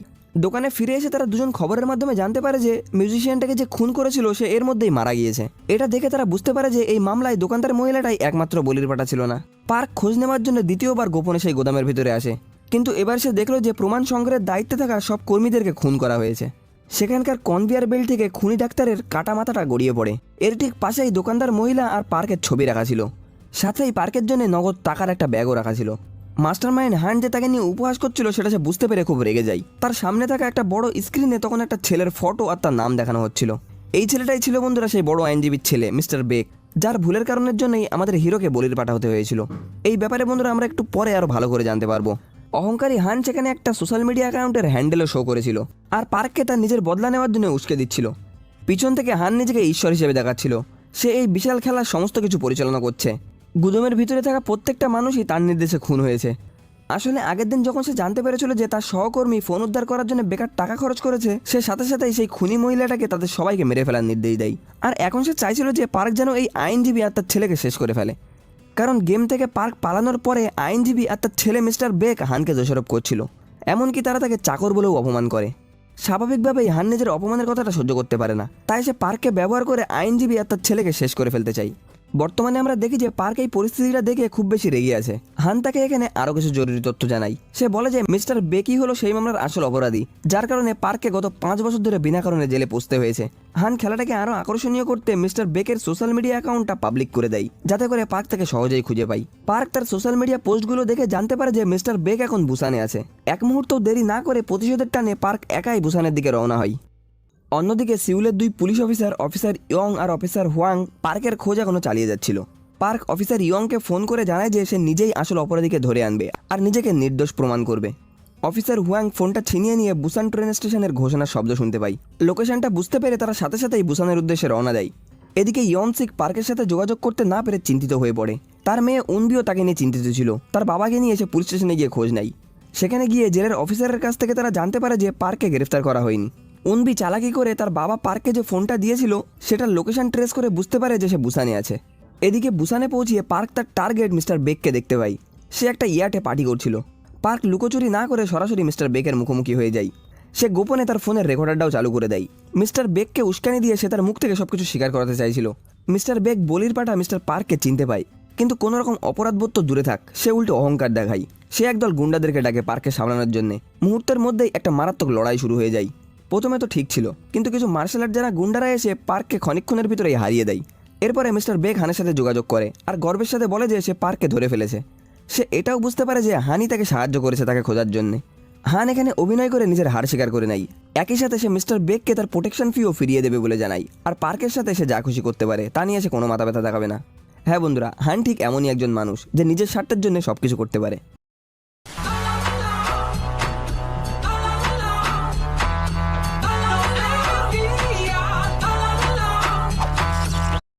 এরপর আমরা দেখি হান তার বাবা মায়ের 10 বছর মৃত্যুবার্ষিকীতে রয়েছে। তার পরিবারের সদস্যরা সবাই একটা মন্দিরে জড়ো হয়েছিল। তার কাকা, যিনি একজন সাইকেট্রিস্ট, তিনি মনে করলেন যে হানের ভিতরে এই ট্র্যাজেডি থেকে আসা একটা ছাপ এখনো রয়ে গিয়েছে। কিন্তু আসলে এমন কিছুই না। এই দুঃখের মধ্যেও সে ভিতরে ভিতরে হাসছিল। তার পিসি তার বাবা মায়ের উত্তরাধিকার নিয়ে ভীষণভাবে লোভী ছিল। সে তাকে শেয়ারের ব্যাপারটা তাড়াতাড়ি মিটিয়ে নিতে বলে। হান একটু অবুঝ হওয়ার ভান করে তাকে দায়িত্বটা নিতে দেয়। কিন্তু কিছুক্ষণ পরেই সে গোপনে ন্যানিকে ডেকে তার সব আত্মীয়দেরকে মেরে ফেলার নির্দেশ দেয়। বন্ধুরা, এখানে ন্যানি মানে পালিত মাকে বোঝানো হয়েছে। এরপরে অ্যানি সেই খুনি মহিলাটাকে নিয়ে আসে আর তারা দ্রুতই সবাইকে কুপিয়ে সেখানে শেষ করে দেয়। মৃত্যুসজ্জায় পিসির ঘৃণা ভরা কথার মাঝে আমরা জানতে পারি যে অ্যানিই হলো তার আসল মা। পরিবারের লোকেরা তাকে ঘৃণার চোখে আর তুচ্ছ হিসেবে দেখত। ছোটবেলায় হান তার মা তাকে ছেড়ে চলে যেতে পারে এই ভয়ে তার মায়ের চোখে পারদ ফেলে তার চোখ অন্ধ করে দিয়েছিল। তার মা অর্থাৎ অ্যানির কাছে ছিল এটা তার ছেলের ভালোবাসা দেখানোর একটা উপায়, আর সে এটাকে খুব স্বাভাবিকভাবে মেনে নিয়েছিল। এরপর অ্যানি একটা অস্ত্র বের করে পিসিকে খুন করে দেয়। অন্যদিকে বুসানে মিস্টার বেক একটা জাহাজের কেবিনের ভিতরে পার্ককে বেঁধে রেখেছিল। ভাগ্যক্রমে ইয়নসিক তার মেয়ের সাথে সেখানে পৌঁছে যায়। তাদের দেখা দেখি অফিসার হুয়াং আর ইয়ংও তাদের দল নিয়ে এগিয়ে আসে। সুযোগ পেয়ে ইয়নসিক আর উনবি পার্ককে খুঁজতে আলাদা হয়ে যায়। একজন গুন্ডা মিস্টার বেককে পুলিশের ব্যাপারে সতর্ক করে দেয়। ফলে সে পার্ককে অন্য একটা কেবিনে সরাতে চাইছিল, কিন্তু সেখানে পৌঁছে এসে দেখে যে পার্ক সেখানে নেই। ইয়নসিক জাহাজের অস্বাভাবিকতাটা লক্ষ্য করে পার্ককে সেখান থেকে উদ্ধার করে। রাস্তায় তারা অফিসার ইয়ংয়ের মুখোমুখি হয়ে যায়। সে তাদেরকে দেখতে পেয়ে পার্ককে আইনের হাতে তুলে দিতে বলে আর সে তাকে আইনের মাধ্যমে সাহায্য করার প্রস্তাব দেয়, কিন্তু ইয়নসিক এই কথাটায় রাজি হয় না। এরপরে অফিসার হুয়াং তাদের পথ আটকিয়ে দেয়। ঠিক সেই সময় উনবি পিছন থেকে একটা ইট দিয়ে তাকে রাস্তা থেকে সরিয়ে ফেলে। তারপরে সে অফিসার ইয়ংয়ের ওপরে ফায়ার এক্সটিংগুইশন স্প্রে করতে শুরু করে। এভাবেই বাবা মেয়ের এই সহযোগিতার কারণে পার্ক এবারকার মতো আবার বেঁচে যায়। বাড়ি ফেরার পরে রাতে পার্ক বিশ্রাম নিচ্ছিল। উনবি তার শান্ত চেহারার দিকে তাকিয়ে এবার মন থেকে বিশ্বাস করে যে সে খারাপ মানুষ না। দেখে মনে হচ্ছিল বন্ধুরা কিছু একটা শুরু হতে চলেছে, যা আমাদের শরীরের পক্ষে মোটেও ভালো না। পরের দিন পার্ক উনবিয়ের সঙ্গে দেখা করে তাকে ধন্যবাদ জানায় আর এরপরে তাদের সম্পর্কটা আরও মজবুত হতে শুরু করে। এরপর আমরা দেখি পার্ক মিস্টার বেকের সেই রেকর্ড করা কথাগুলো বারবার শুনছিল আর কোনো একটা খুঁত বের করার চেষ্টা করছিল। অন্যদিকে গতকাল রাতে যখন অফিসার ইয়ংয়ের পার্কের সাথে দেখা হয়েছিল তখন সে তাকে একটা মেসেজ দিয়েছিল। সেই অনুসারে মিস্টার বেকের তথ্য সংগ্রহ করার জন্য তিনি একটা ট্রেন স্টেশনের লকারে যায়। এদিকে মিস্টার বেক হানকে ফোন করে। সে সন্দেহ করছিল যে পার্ককে ধরার জন্য হয়তো সেই লোক পাঠিয়েছিল। এটা শুনে হান সাথে সাথেই বুঝতে পারে যে কেউ বাইরে থেকে তাকে সাহায্য করছে। এদিকে আমরা পার্ককে দেখি যে ইয়নসিকের কাছে এসে ক্ষমা চাইছিল, কারণ সে বুসানে তার প্রতিশোধের আশায় একাই গিয়েছিল আর তাদেরকে কিছু জানায়নি। মিস্টার বেক পার্ককে খুঁজে বের করার জন্য আরও গুন্ডা লাগিয়ে দেয়। আমাদের হিরো গোপনে কিছু জিনিসপত্র পরিবর্তন করে একটা বন্দুক তৈরি করে, যার নল থেকে গুলির বদলে একই রকম গতিতে মারাত্মক পেরেক বের হবে। এরপর মিস্টার বেক সোশ্যাল মিডিয়ায় একটা চ্যালেঞ্জ পোস্ট করে। রাত 9টার সময় পার্ককে একটা ডুয়েলের জন্য আমন্ত্রণ জানায়। এটা বন্ধুরা সাধারণত একটা ফাইটের মতো। পরের দিন অর্থাৎ ডুয়েলের আগের রাতে পার্ক ইয়নসিকের সঙ্গে বসে গল্প করছিল। এখানে আমরা একটা দুঃখজনক ফ্ল্যাশব্যাক দেখতে পাই। 12 বছর আগে ঝগড়ার পরে ইয়নসিক দুর্ঘটনাক্রমে একটা সিগারেটের টুকরো ফেলে দিয়েছিল ঘরের ভিতরে, যার ফলে পুরো ঘরটায় আগুন ধরে যায়। ভয়ে সে তার স্ত্রীকে বাঁচাতে ভেতরে যেতে সাহস পায়নি, যার ফলে খুনের অভিযোগে তাকে গ্রেপ্তার হতে হয়েছিল। এই কারণের জন্যই তার মেয়ে উনবি বহু বছর ধরে তার উপরে রেগেছিল। পরের দিন সকালে পার্ক গুলি চালানোর অভ্যাস করছিল। যেহেতু এটা বাড়িতে তৈরি বন্দুক, তাই এটার সঙ্গে একটু প্র্যাকটিস দরকার ছিল। উনবি পার্ককে ব্রেকফাস্টের জন্য ডাকতে এসেছিল। তার বন্ধু লক্ষ্য করে যে সে এর মধ্যেই পার্কের জন্য তার মনে ফিলিংস তৈরি করে ফেলেছে। এরপরে উনবি সিগারেট কেনার জন্য একটা কনভিনিয়েন্স স্টোরে যায়। সেখানে সে দেখে যে অফিসার হুয়াং পার্কের সিগন্যাল ট্রেস করে তার লোকেশনটা খুঁজে বের করেছে। উনবি দ্রুত সেখান থেকে বেরিয়ে যায়। অফিসার হুয়াংও তাকে ধাওয়া করে, কিন্তু উনবি একজন চালাক মেয়ে, সে সফলভাবেই তার চোখ ফাঁকি দিয়ে এড়িয়ে যায়। সে দ্রুত ফিরে এসে তার বাবা আর পার্ককে জানায় যে পুলিশ তাদের খবর পেয়ে গিয়েছে। পার্ককে সাহায্য করার জন্য ইয়নসিক আর উনবি অন্য একটা গাড়ি নিয়ে সেখান থেকে পালিয়ে যায় তাদের মনোযোগ ঘোরানোর জন্য। এতে করে পার্ক ছাদের উপর দিয়ে একটা সুযোগ নিয়ে গলিগোলা ধরে পালিয়ে যায় আর সেখানে রাখা একটা মোটরসাইকেল চড়ে সফলভাবে সেখান থেকে বেরিয়ে যায়। অফিসাররা যখন ইয়নসিক আর উনবিকে আটক করে তখন দেখে যে পার্ক গাড়িতে নেই। অফিসার হুয়াং তো বোকা হয়ে গেছে এটা জানতে পেরে খুব রেগে যায়। অফিসার ইয়ং আবার পার্কের লোকেশন জানতে চাই, কিন্তু ইয়নসিক বলে যে আমি এই ব্যাপারে কিছুই জানি না। তিনি আরও একবার স্পষ্ট করে বলে যে সে খুনি পার্কের ব্যাপারে কিছুই জানে না। তিনি কেবল সেই পার্ককে সাহায্য করছে যে নিজেকে নির্দোষ প্রমাণ করার জন্য নিজের সব কিছু বাজি ধরেছে। পরে ইয়নসিক ও উনবিম বাড়ি ফিরে দেখে যে তার সহকারী একজন অজ্ঞান হয়ে পড়ে আছে আর হানও সেখানেই দাঁড়িয়ে আছে। হান তার নজরদারি ব্যবস্থার মাধ্যমে জানতে পেরেছিল যে ইয়নসিক ও উনবি পার্ককে সাহায্য করছে। বাবা আর মেয়ে কেন একজন অপরিচিত লোকের জন্য এতদূর পর্যন্ত যাচ্ছে সেটা সে বুঝতে পারছিল না। তার কৌতূহল মেটানোর জন্য সে এখানে এসেছিল। তার খারাপ উদ্দেশ্য বুঝতে পেরে উনবি তো রেগে যায়, কিন্তু হানের শক্তির কাছে সে বা তার বাবা কেউই পেরে উঠত না। হান তার খেলার ফলাফলের উত্তেজনা নিয়ে কোনো বাধা ছাড়াই সে সেখান থেকে চলে যায়। রাত 9টা ঘনিয়ে আসার সাথে সাথেই পার্ক সময় মতো মিটিংয়ের জায়গায় পৌঁছিয়ে যায়। সেখানে পৌঁছিয়ে সে মিস্টার বেককে তার অপরাধের জন্য ক্ষমা চাইতে বলে। তবে মিস্টার বেক কোনো কথাই পাত্তা না দিয়ে অহংকারের সাথে তাকে নিয়ে মজা করতে শুরু করে, এমনকি তাকে খুন করারও হুমকি দেয়। রেগে গিয়ে পার্ক তার বন্দুকটা তুলে নেয় আর একের পর এক শত্রুদের উপরে ঝাঁপিয়ে পড়ে। কয়েক দফা লড়াইয়ের পরে পার্ক প্রায় সব গুন্ডাদেরকে হারিয়ে দেয়। কেবল সেই লোকটা বাকি ছিল যে এর আগে তাকে পরাজয় করতে পেরেছিল। লোকটা এবার একটানা তার উপরে মারাত্মক আক্রমণ চালাতে শুরু করে। পার্ক তার শত্রুকে কম অনুমান করে ফেলেছিল। সে সুযোগ বুঝে গুন্ডাটার নিচের মোমবাতিতে আঘাত করে, তারপরে একটা বেলচা তুলে নিয়ে তাকে মারাত্মকভাবে ঘায়েল করে দেয়। এরপরে পার্ক দ্রুত মিস্টার বেকের পিছু নেয়, যে এইসব ঘটনা দেখে পালানোর চেষ্টা করছিল। তার পেছন পেছন বাকি গুন্ডারাও তাকে ধাওয়া করছিল। রাতের অন্ধকারে সে টানেলের ভিতরে জীবন মৃত্যুর এক ভয়ঙ্কর ফাঁদে জড়িয়ে পড়েছিল। গুন্ডারা পেছন থেকে তাকে লক্ষ্য করে গুলি চালাচ্ছিল। পার্ক দক্ষতার সাথে তার মোটরসাইকেলটা চালিয়ে গুলিগুলো এড়িয়ে তাদের পিছু করতেই থাকে। মিস্টার বেক তাকে সোজাসুজিভাবে ধাক্কা মারার চেষ্টা করে, কিন্তু পার্ক টানেলের দেওয়ালে ড্রাইভিং স্কিল দেখিয়ে চড়ে যায় আর একই সাথে সে মিস্টার বেকের গাড়ির দিকে পাগলের মতো গুলি চালাতে থাকে। সঠিক সুযোগ বুঝতে পেয়ে পার্ক বাইকটা নিয়ে পিছনের কাঁচটা ভেঙে একটা গুন্ডার গাড়ির ভিতরে ঢুকে যায়। ভিতরে থাকা গুন্ডাদেরকে সে নিমেষেই হারিয়ে গাড়ি থেকে বের করে দেয়। এরপরে সে মিস্টার বেকের সাথে পাল্লা দিতে শুরু করে। দুটো গাড়ি তীব্র গতিতে পাশাপাশি ছুটছিল। একেবারেই কাছাকাছি থেকে পার্ক মিস্টার বেকের গাড়ির জানলাটা ভেঙে ফেলে। এরপরে একটা বুলডোজারের মতো শক্তি নিয়ে তার নিজের গাড়ি দিয়ে শত্রুর গাড়িটাকে ধাক্কা মারে। ঠিক তখনই টানেল থেকে একটা ট্রাক বেরিয়ে আসে। শেষ মুহূর্তে পার্ক ধাক্কা এড়ানোর জন্য তার গাড়িটা টার্ন করে নেয়, কিন্তু মিস্টার বেকের ভাগ্যটা তত ভালো ছিল না। তার গাড়িটা ট্রাকের নিচে চলে আসে। পার্ক মারাত্মকভাবে আহত মিস্টার বেককে সেই তছনছ হওয়া গাড়ির ভিতর থেকে টেনে বের করে নিয়ে আসে। তারপরে তার ফোনটা বের করে আর তাকে সবকিছু স্বীকার করে নিতে বলে, কিন্তু প্রায় মৃত্যুর মুখে দাঁড়িয়েও মিস্টার বেক অহংকারের সাথে হেসে সবকিছু বলতে অস্বীকার করে। তখনই সেই গুন্ডাটার ফোন বেজে ওঠে। কলার আইডিতে নাম লেখা ছিল ডিরেক্টর আন। পার্কের স্পষ্ট মনে পড়ে যে তার সাথে কথা বলার সময় মিস্টার বেক উল্লেখ করেছিল যে ডিরেক্টর আনি এই সবকিছুর পরিচালনা করে। কলটা আনিওহানেরই ছিল। পার্ক ফোনটা রিসিভ করে, কিন্তু আনিওহান নিজের পরিচয়টা কোনো রকম গোপন করার চেষ্টা করে না। পার্ক অবশেষে বুঝতে পারে যে এই অহংকারী লোকটাই হলো এই সবকিছুর পেছনের মাস্টার মাইন্ড। হান ঠাট্টার সুরে কথা বলতে লাগলো আর সেই গাড়ি দুর্ঘটনার দৃশ্যটা বর্ণনা দিল যেখানে এখন আমাদের হিরো ফেসে আছে। পার্কের মনে খটকা লাগলো যে হান কাছ থেকেই হয়তো তার উপরে নজর রাখছে। পার্ক এখানে হানের আসল উদ্দেশ্যটা জানতে চাইছিল। হান খুব স্বাভাবিকভাবেই জবাব দিল যে সে শুধু মজার জন্য এই সব কিছু করছে। সে এখানে পার্ককে একটা চাকরির প্রস্তাব দেয় আর বলে যে তার নাম পরিষ্কার করার জন্য সাহায্য করলে সে তাকে 5 বিলিয়ন ইয়ন দেবে। পার্ক দৃঢ়ভাবে এই প্রস্তাবটাকে মানা করে দেয় আর স্পষ্টভাবে বলে দেয় যে কোনো পরিমাণের অর্থ তারা হারিয়ে যাওয়া জীবন, পরিবার আর বন্ধুদেরকে ফিরিয়ে দিতে পারবে না। অন্ধকার রাতের আকাশের নিচে পার্ক ঘোষণা করে যে সে হানকে ধ্বংস করে দেবে, তাকে চিরতরে চুপ করিয়ে দেবে। কিন্তু হান এখানে কোনো রকম রিয়াকশন দেখালো না। সে পার্কের হুমকি বা এই পৃথিবীর কোনো কিছুতেই ভয় পায় না। এখানে আমরা দেখি যে হান এখানে আসার আগে ব্যক্তিগতভাবে মিস্টার বেকের বাবা অর্থাৎ সেই ক্ষমতাশীল আইনজীবীকে মেরে ফেলেছিল, যিনি তার ছেলের খুন ধামাচাপা দেওয়ার জন্য তাকে টাকা দিয়েছিল। হান মরতে থাকা সেই আইনজীবীর কাছে একটা গোপন কথা স্বীকার করে। যখন তার বাবা মা তাদের সম্পত্তি একটা মন্দিরে দান করে দেওয়ার সিদ্ধান্ত নিয়েছিল তখন সে নিজেই তাদের দুইজনকে খুন করেছিল। সেই সময় 16 বছরের হান শান্তভাবে এই অপরাধের জন্য একটা নির্দোষ ব্যক্তিকে ফাঁসিয়ে দিয়েছিল আর নিজেই একজন এতিম সেজেছিল। আইনজীবীকে সরিয়ে দেওয়ার পরে হানের সাফাই দল দ্রুত চিহ্নগুলো মুছে ফেলে।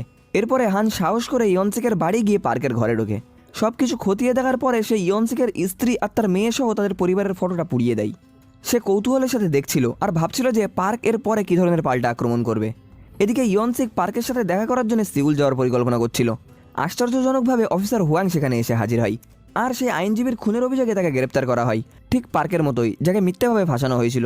এবারও পুলিশ ইয়নসিকের বাড়ি থেকে অনেক অপরাধমূলক প্রমাণ পায়, যেমন হুমকি ভরা চিঠি আর নিহত ডিএনএ। শুধু এটাই না, গ্রেপ্তারের পরে ইয়নসিক জানতে পারলো যে অফিসার হুয়াং বলছে তার মেয়ে উনবিকেও তারা গ্রেপ্তার করবে, কারণ এই অপরাধের সঙ্গে নাকি সেও জড়িত ছিল। তার বাবা তো চিন্তিত হয়ে যায়। যদি তার মেয়েও এই ঘটনার সঙ্গে জড়িয়ে পড়ে তবে তিনি এই শয়তানদেরকে ছাড়বে না। অন্যদিকে পার্ক সবেমাত্র সিউলে ফিরছিল। সে ইয়নসিকের গ্রেপ্তারের খবর দেখে সাথে সাথেই বুঝতে পারে যে কী ঘটেছিল। সে দ্রুত ইয়নসিকের দোকানে চলে আসে। সেখানে পার্ক লক্ষ্য করে যে একটা সিসিটিভি ক্যামেরা কোনোভাবে সেখানে লাগানো হয়েছিল। পরিষ্কার বোঝা যাচ্ছিল যে হান তার হাই লেভেল সুবিধার অবস্থান থেকে তাকে উপহাস করছে।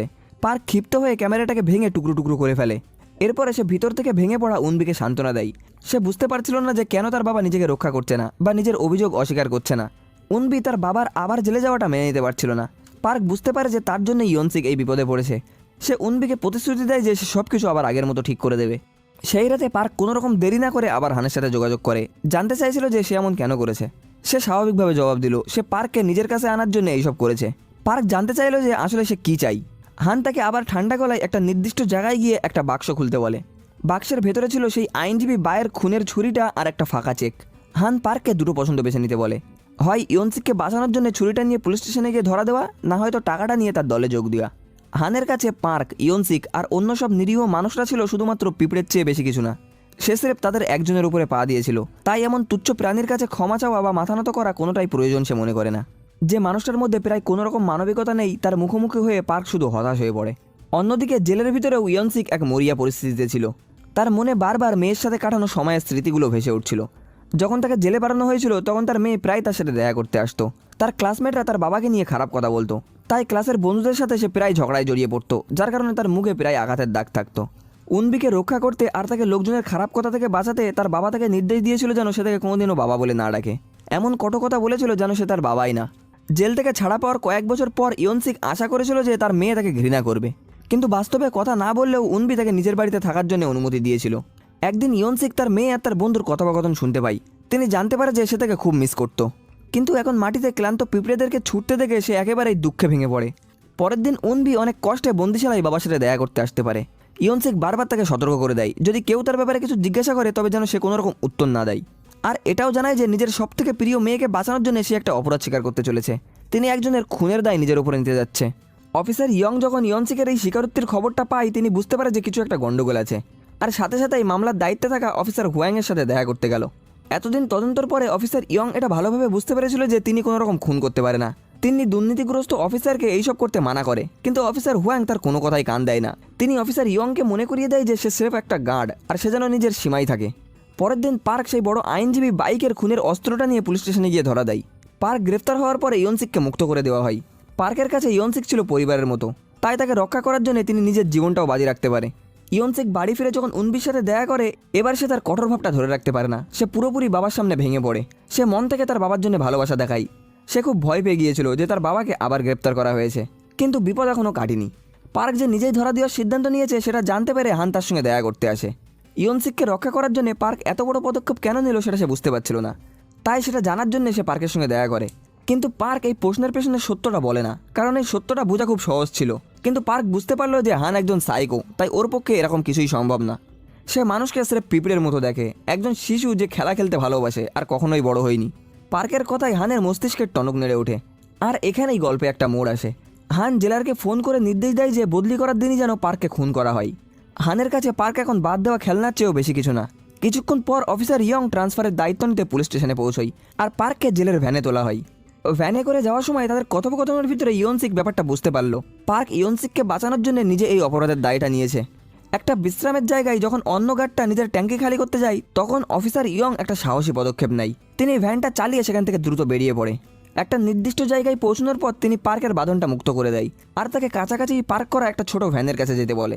এখানে আমরা দেখি অফিসার ইয়ং পার্কের দেওয়া ঠিকানা লক্ষ্য করে যখন সেই লকারটা খুলেছিল তার ভিতরে কিছু প্রমাণ ছিল, যার ভিতরে প্রমাণ জাল করা আর তাকে ফাঁসানোর পরিকল্পনা করা হচ্ছিল সেই বিষয়ে কিছু প্রমাণ ছিল। একই সাথে এর আগের রাতে তিনি জেলারকে কথা বলতে শুনে ফেলেছিল, যার ফলে তিনি পার্কের বিরুদ্ধে ষড়যন্ত্রের পরিকল্পনাটা জেনে ফেলেছিল। যদিও তিনি সিরেফ একজন গার্ড ছিল, কিন্তু তিনি এটা সহ্য করতে পারলেন না। পার্ককে পালাতে সাহায্য করার মতন একটা বড় পদক্ষেপ তাকে নিতেই হলো। মুক্তি পাওয়ার পরে পার্ক রাস্তার শেষ মাথায় একটা মিনি ভ্যানের কাছে পৌঁছই, যেখানে ইয়নসিক ও উনবি অপেক্ষা করছিল। এত কিছু সহ্য করার পরেও তারা তিনজন হেরে যেতে রাজি ছিল না। এবার তারা চিরতরে হানকে ধ্বংস করে দেওয়ার মনস্থির করে ফেলে। তাদের পরিকল্পনাটা যেন কেউ না জানতে পারে তার জন্য পার্ক তাদেরকে নিয়ে একটা পরিত্যক্ত গ্রিন হাউসে আসে। এটা সেই জায়গা যেখানে একসময় পার্ক নিজের দোকান খোলার পরিকল্পনা করেছিল। পার্কের পরবর্তী লক্ষ্য ছিল একটা মূর্তি নিলামের জায়গা, যে মূর্তির মালিকটা ছিল আনিহো হান। জানা গেল হান একজন বিখ্যাত মূর্তিশিল্প, যিনি নাম গোপন রেখে তার শিল্পকর্মের বেশ কয়েকটা পিস এর আগেও নিলাম করেছে। মিস্টার বেকের এর আগের কথোপকথনের ভিত্তিতে বোঝা গেল যে নিলামের 10 দিন আগে বা পরে প্রায় একটা খুন হতো। আশ্চর্যজনকভাবে অপরাধের 1 সপ্তাহের মধ্যেই অপরাধী ধরাও পড়ত। পার্ক খতিয়ে দেখে যখন হান কোনো রকম কাজ গ্রহণ করে তখন সে তার ক্লায়েন্টকে তার পারিশ্রমিক হিসেবে তার মূর্তিতে বড় অঙ্কের একটা টাকা লাগাতে বলে। আরও জানা গেল যে এই মূর্তিগুলো আসলে বলির পাঠাদের মুখ বা দেহের একটা অংশের মতো দেখতে হতো। মূর্তিগুলোর মধ্যে একটাতে পার্কের মূর্তিও ছিল। এটা তাকে অন্যায়ভাবে জেলে পাঠানোর আগে তৈরি করা হয়েছিল। এর পরের নিলাম ছিল আগামীকাল। শোপিস হিসেবে যে মূর্তিটা যাবে সেটা হবে হানের 100তম কাজ। ন্যানি স্মৃতি হিসেবে ওই মূর্তিটাকে কিনতে চাইলো, তাই তিনি 9 বিলিয়ন ইয়েনের একটা আকাশ ছোঁয়া দাম ডাকলো। তবে পরে এক রহস্যময় ব্যক্তি পাগলের মতো দাম হাঁকতে শুরু করলো। সে এই মূর্তিটার দাম 10 বিলিয়ন ইয়েনে তুলে নিয়ে গেল। হান একটু কৌতূহল হয়ে সেই রহস্যময় ব্যক্তিটার সঙ্গে দেখা করতে গেল। যেমনটা তিনি আশা করেছিল, সেটা ছিল মিস্টার বেক। কয়েকদিন আগে টানেলে পার্কের সাথে ধাওয়া হওয়ার পরে মিস্টার বেক আহত হয়েছিল, কিন্তু মারা যাননি। গতকাল পার্ক হাসপাতালের ঘরে মিস্টার বেকের সাথে দেখা করতে যায়। সে প্রতিশ্রুতি দেয় যদি মিস্টার বেক তার নির্দেশ অনুসারে কাজ করে তবে সে পুরনো সব কিছু ভুলভ্রান্তি ভুলে যাবে। মিস্টার বেক ছিল কাপুরুষ যে মৃত্যুকে খুব ভয় পেত। সে এটাও অনুমান করেছিল যে তার বাবাকে খুন করার পেছনে হানের হাত আছে, তাই সে প্রতিশোধ নেওয়ার জন্য এই সিদ্ধান্তটা নিয়েছিল। সে তার ক্ষমতা ব্যবহার করে পুলিশকে ডাকে আর খুনের সন্দেহজনক হিসেবে হানকে গ্রেপ্তার করায়। হান গ্রেপ্তার হলেও পার্ক নিজের সতর্কতায় বিন্দুমাত্রও ছাড় দিল না। সে খুব ভালো করেই জানতো যে হান নেটওয়ার্কের সংযোগ ব্যবহার করে খুব তাড়াতাড়ি জেল থেকে ছাড়া পেয়ে যাবে। তাই পার্ক মিস্টার বেকের সাথে হাত মিলিয়েছিল শুধু এই কারণে যেন সে কিছুটা সময় বের করতে পারে। আসল চ্যালেঞ্জ ছিল তো এরপরে। হানকে দোষী প্রমাণ করার জন্য তাদেরকে শক্ত প্রমাণ খুঁজে বের করতে হবে। সেই রাতে হানের লোকজনেরা তার মূর্তিগুলো একটা ট্রাকে বোঝাই করে স্থানান্তর করছিল। মাঝপথেই পার্কের 3জন পুরনো বন্ধু এসে হাজির হয়। তারা তাদের গাড়ি খারাপ হওয়ার ভান করে ড্রাইভারের মনোযোগটা সরিয়ে দেয়। সেই সুযোগে পার্ক একজন কর্মী সেজে সেই ট্রাকের ভিতরে উঠে পড়ে আর সরাসরি হানের আড্ডার দিকে রওনা হয়। যখন সে শত্রুর এলাকার গভীরে প্রবেশ করে, ঠিক সেই সময় অন্যদিকে হানের দ্বারা আয়োজিত একদল ঘাতক পুলিশ স্টেশনে ঢুকে পড়ে। তারা খুব খারাপভাবে সব অফিসারদেরকে হত্যা করে দেয় আর তারপরে হানকে সেখান থেকে বের করে নিয়ে যায়। এই অপারেশনের নেতৃত্বে ছিল প্রিন্সিপাল, পার্কের জেলের পুরনো প্রতিদ্বন্দ্বী। সে এখনও পার্কের ওপরে একই রকম রাগ পুষছে আর তার ঠিকানা জানার জন্য অপেক্ষা করছে। মুক্ত হওয়ার পরে হান হাসপাতালে গেল আর মিস্টার বেকের কাজ দ্রুতই সেখানে শেষ করে দিল। এদিকে সে তার মহিলা খুনিটাকে ইয়নসিকের কাছে পাঠিয়ে দেয় তাকে শেষ করার জন্যে। উনবি ফিরে এসে দেখে যে তার বাবা মারাত্মকভাবে আহত হয়ে পড়ে রয়েছে। সে পাল্টা লড়াই করে। যদিও খুনিটা ছিল ভয়ঙ্কর, তবুও উনবি তাকে আহত করতে সফল হয়। একটা ছুরি তুলে নিয়ে সে তার নরম জায়গায় আঘাত করে। যখন সে তার বাবার দিকে মনোযোগ দেয়, ঘাতকটা তখন তার পিছন থেকে আক্রমণ করে। অন্যদিকে পার্ক কর্মী সেজে সফলভাবে হানের বিরাট বাড়িতে প্রবেশ করে। শেষমেশ সে হানের নজরদারি কনসোলের জায়গায় পৌঁছিয়ে যায় আর একটা ইউএসবি ড্রাইভ বের করে যাতে প্রমাণ থাকতে পারে। কিন্তু সেটা বের করতেই বিপজ্জনক একটা অ্যালার্ম বেজে ওঠে। পার্ক দ্রুত পালিয়ে যাওয়ার চেষ্টা করে, কিন্তু বাইরে দেখলো যে প্রিন্সিপাল তার দলবল নিয়ে তাকে খুন করার জন্য অপেক্ষা করছে। পার্ক তার সরঞ্জাম আর অস্ত্র ব্যবহার করে তাদের বিরুদ্ধে সাহসের সাথে লড়াই শুরু করে দেয়। লড়াই চলাকালীন হানের তৈরি মূর্তিগুলো ভেঙে তছনছ হয়ে যায়, যাতে করে প্রত্যেকটা খুনের অস্ত্র কোথায় ছিল সেটা বেরিয়ে আসে। পার্ক সেই ছুরিটা তুলে নিয়ে প্রিন্সিপালের সাথে জীবন মৃত্যুর লড়াইয়ে নেমে পড়ে। তার সাহসিকতার সামনে প্রিন্সিপাল হেরে যায় আর তার হাতেও একটা ছুরির আঘাত লাগে। ঠিক সেই মুহূর্তে হান সেখানে চলে আসে আর যেটা ঘটছে সেটা দেখে সে বিন্দুমাত্রও চমকালো না। পার্ক এখানে হানকে সতর্ক করে বলল যে সে পরের দিন ইউএসবি ড্রাইভের বিষয়বস্তুটা প্রকাশ করে দেবে। পালাবার আর কোনো পথ নেই। সেটা জেনেও পার্ক একটা উদাসীনী সাইকো হাসি হেসে উঠল। এরপরে সে একটা কাটানা বের করে যার ভিতরে আসল ইউএসবি ড্রাইভটা লুকোনো ছিল, যাতে তার অপরাধ জগতের সমস্ত প্রমাণ ছিল। আর পার্ক যে ইউএসবি ড্রাইভটা নিয়েছিল সেটার ভিতরের প্রমাণগুলো ইউএসবি ড্রাইভটা প্লাগ করার সাথে সাথেই ডিলিট হয়ে যাবে। আসলে হান আগে থেকেই অনুমান করেছিল যে পার্ক আসতে পারে। এটা বুঝতে থেকে সে তাকে আসতে দেওয়ার জন্য ইচ্ছাকৃতভাবে সামনের দরজাটা খুলে রাখার নির্দেশ দিয়েছিল। ঠিক যখন পার্ক চূড়ান্ত লড়াইয়ের জন্য হানের মুখোমুখি হতে যাচ্ছিল, তখন সেখানে হানের কিছু অপহরণকারী গুন্ডা এসে হাজির হয়। তারা উনবিকে ধরে রেখেছিল, যার বিনিময়ে পার্ককে আত্মসমর্পণ করতে বলা হয়। সাইকো হান এখানেও শান্ত ছিল না। সে পার্ককে বলে যে প্রিন্সিপালকে খুন করার বদলে সে উনবিকে ছেড়ে দিতে পারে। উনবিকে রক্ষা করতে পার্ক যন্ত্রণা নিয়ে তার অস্ত্রটা ফেলে দেওয়ার সিদ্ধান্ত নেয়। এটা দেখে হান নিষ্ঠুরভাবে তার কাটানা দিয়ে প্রিন্সিপালকে ছুরিরাঘাত করে হত্যা করে দেয়।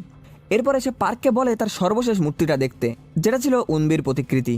হান এখানে পার্ককে খুন করতে চাইছিল আর সে তাকে খুন করে উনবিকে ফাঁসাতে চাইছিল। এই কথা বলার পরে হানের গুন্ডারা পার্ককে আক্রমণ করে। লড়াইয়ের ভিতরে বেশিরভাগ গুন্ডারাই অজ্ঞান হয়ে গেল, কিন্তু কাটানা দিয়ে পার্ক একটানা তাকে আঘাত করতে থাকে। তবে দক্ষতার দিক থেকে হান পার্কের একেবারেই যোগ্য প্রতিদ্বন্দ্বী ছিল না। কয়েকবার লড়াইয়ের পরে পার্ক সুযোগ পেয়ে হানের উপরে একের পর এক প্রচণ্ড আঘাত করতে শুরু করে। মারাত্মকভাবে আহত হওয়ার পরেও হান তার ব্যক্তিগত স্বভাবটা পাল্টাতে পারেনি। এমনকি সে সেখানে পার্কের ছোট ভাইয়ের সেই খুনের ভিডিওটা চালিয়ে দেয়। সেই পুরো ঘটনাটা নিজের চোখের সামনে দেখার পরে রাগে দিশাহারা হয়ে পার্ক তার সামনে থাকা সেই শয়তানটার উপরে ঝাঁপিয়ে পড়ে। কিন্তু হান এখানে কোনো রকম দয়া ভিক্ষা চায় না। সে এখনও মাথা নত করে না, উল্টে এসে পার্কে তাকে খুন করার জন্য উস্কে দিতে থাকে। ভাগ্যক্রমে পার্ক তার ধৈর্য ধরে রেখেছিল। সে শুধু কাতানা দিয়ে তাকে একটা আঘাত করে আর পরেক্ষণই একটা জোরালো ঘুষি মেরে তার প্রতিশোধের দৃষ্টি দেখিয়ে সেখান থেকে চলে যায়। হানের বিশাল বাড়িতে নজরদারি ব্যবস্থা ক্ষতিগ্রস্ত হয়ে আগুন ধরে গেল। তার তৈরি শয়তানি মূর্তিগুলো আগুনে পুড়ে ধ্বংস হয়ে যায়। সেই আগুনেই হানেরও মৃত্যু হয়। কিছুক্ষণ পরেই তার মাস্টারমাইন্ড করা সব অপরাধ সারা বিশ্বের সামনে প্রকাশ হয়। সৌভাগ্যবশত এদিকে ইয়নসিকও জ্ঞান ফিরে পায় আর পার্কের কেসটাকে আবার খতিয়ে দেখা হয়। অবশেষে সে নিজেকে নির্দোষ প্রমাণ করতে সফল হয়েছে। নিজের নাম পরিষ্কার হওয়ার পরে পার্ক তার মা আর ভাইয়ের কবরের কাছে গিয়ে তাদেরকে শ্রদ্ধা জানায়। এখানে সে অবশেষে একটা নতুন জীবন শুরু করতে প্রস্তুত ছিল। এখান থেকে 6 মাস পরে আমরা দেখি পার্ক তার গ্রিন হাউসটা মেরামত করছে। সে উনবিকে নার্সিংয়ের কাজ শেখাচ্ছিল, আর সবুজ প্রকৃতির মাঝে তারা একটা কফি শপও খোলে। দোকান খোলার দিন অফিসার ইয়ং একটা গাছ নিয়ে এসেছিল। পার্ক এখন ইয়নসিক আর উনবির সাথে একটা সাধারণ জীবনযাপন করছে। দিনের বেলায় তারা দোকানের কাজ করে আর পরিবারের মতো একসাথেই একে অপরের সাথে খাবার খায় আর গল্প করে। দুঃস্বপ্নের মতো সময়টা পেরিয়ে যাওয়ার পরে পার্ক অবশেষে সেই জীবনটা পেল যেটা সে সবসময় চেয়েছিল। আর এখানেই বন্ধুরা আমাদের এই রোমাঞ্চক ড্রামাটা শেষ হয়ে যায়। ড্রামাটা কেমন লেগেছে কমেন্ট করে জানাতে ভুলবেন না। ভিডিওটা ভালো লাগলে অবশ্যই একটা লাইক করবেন আর চ্যানেলটাকে সাবস্ক্রাইব করতে তো ভুলবেন না। এমন নতুন নতুন